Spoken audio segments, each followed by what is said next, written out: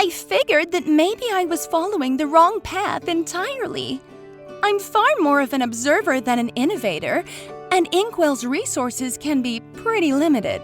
The Inkwell Inquisitor is one of Rumor Honeybottom's enterprises.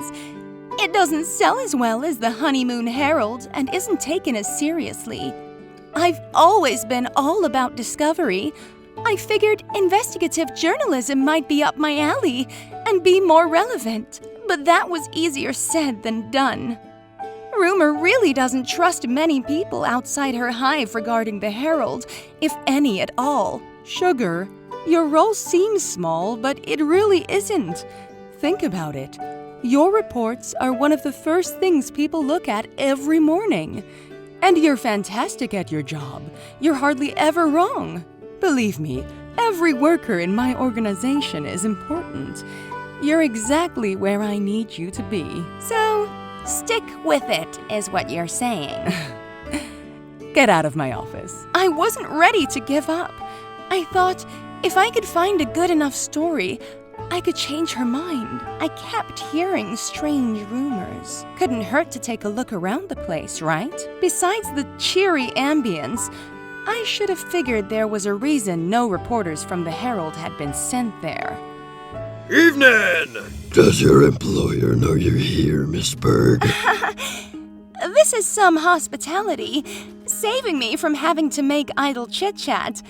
Only problem is, I don't know you. I asked first. Can't a gal catch a little action on her day off? Does she? On what the Inquisitor pays you for your noteworthy contributions? I don't think so. Well, I never! We do have an entertainment section, by the way. You're very intelligent, I can tell. It's a shame some people want to stifle brilliance of your caliber. What are you buttering me up for? I should have known you were even too sharp for that. I won't waste your time, then. You have grand ambitions and I admire that. But while you don't lack vision, you're missing the proper tools and perspective. I can help, for a price, that is. Now hold on a minute, Buster. How do you know anything about me? Clearly you know Rumor. Was she talking about me? I'll show you. I can give you a very special gift. Something that would give you an advantage, no matter what path you choose. How much do you know about magic? Very little. It's its own science in a way. It has its own boundaries and laws, but it's more volatile than, say, something like physics. I wasn't born with natural capacity, and I never considered it to be practical to my work anyway. Would you like to see? What? Are you gonna start pulling tricks on me now? This ought to be a laugh. Show me what you got. Oh, I will. I'll show you everything. What I saw was incredible, doesn't even begin to describe it. I can't remember most of it. I don't think any ordinary mind would be capable of containing that much information. He essentially showed me a blueprint of the entire universe. So what did you think of that? Of course, I'd have to limit your access. You're sharp, but we want to keep your sanity. But it's the deal of a lifetime. No one else on the planet will know what you will know. All of this for a simple one-time cost. Except, and people will know your name. Let's discuss payment then. Yes! Anything you want, yes! How could I care about petty casino rumors after that? And what was one measly soul compared to practically advancing our entire society? The thrill of discovery alone almost made my deal worth it. Over time, though, I realized I wasn't given what I really wanted. Hilda, all I want from you is if it's going to rain and if it'll be dark before everyone gets home. That's all! I had the answers, but I couldn't show my work. I had the knowledge, but couldn't sell it. Couldn't properly explain it to anyone else, even Dr. Kahl. Do you know him? He's a friend of mine. He fine-tuned the radio sondes I use to gather atmospheric data. He is by far the smartest person I've ever met, yet he still didn't understand anything I had to say. I discovered that I could see the future with true sight, but not always interpret it correctly. Looking at the future with true sight is like looking at the end of a frayed thread. I can tell you which thread we're more likely to follow, but likely isn't certain. My name was beginning to be known all right, and in the complete opposite way I had hoped. The devil told me right to my face, no one else on the planet will know what you will. Maybe I'd just been too stunned after my first vision to really think about what I was getting into. Maybe I'm just as foolish as people are saying. It did have an interesting side effect. I may not have been born with magical powers, but you'd never know. Science and magic are different things, but the more you understand the physics behind a particular element, the easier it is to control with magic. It was fun to experiment with, but it did happen to show at inconvenient times.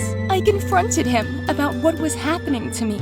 All he said was, I gave you the tools to succeed. It's up to you to use them correctly. I don't know if he influenced my true sight when I used it on him, but whether he did or not, I'm pretty sure I know who he really is now. I shut myself up at the observatory, trying to make sense of everything. Like I said, when you look at the universe for such a long time, you start to feel small, insignificant. It never occurred to me to read my own future. It was then I realized that the devil would be collecting his debt sooner than later. I thought about trying to destroy my contract or unbind my soul from it, but my research indicated that only the person who owned my debt could do that. As long as it was in my possession, though, the devil couldn't use it to retrieve my soul. I don't feel like he fulfilled his end of the deal, so I wasn't about to give my soul over without a fight. I was able to discourage most of his agents. I was actually about to leave the islands for good when you found me. I'd only gone back to the observatory to pick up some of my things, but I hadn't slept in days, anticipating someone would show up for my contract. If you can see the future, what happens to us? You're going to turn me in. What makes you think I'd help you? We hear you. We're sorry that no one ever took you seriously. I mean, we know what it's like. Look at us. No one ever takes us seriously. You didn't. I guess that's why we got hooked into the casino in the first place. They made us feel big. It's not just the three of us that fell for this either. Our list is pretty big.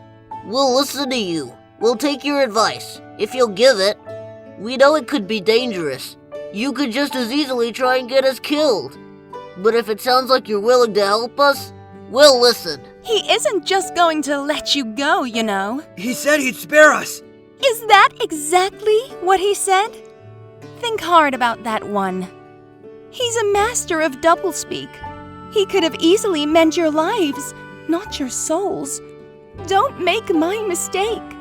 And don't trust anyone that has anything to do with him, including anyone you think is your friend. Kigby.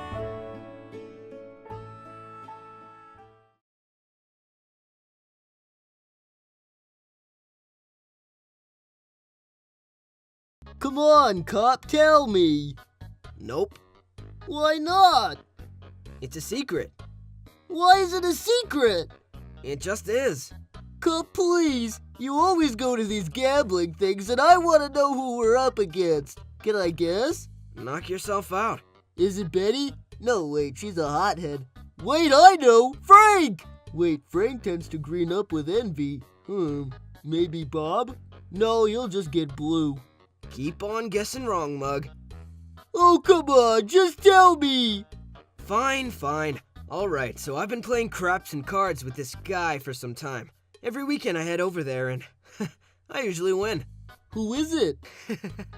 The devil. What? Cup, are you serious? You can't be! How long have you... Relax, Mug. I'm a great craps and cards player, so he doesn't win much. You deal with the devil, you're playing with fire!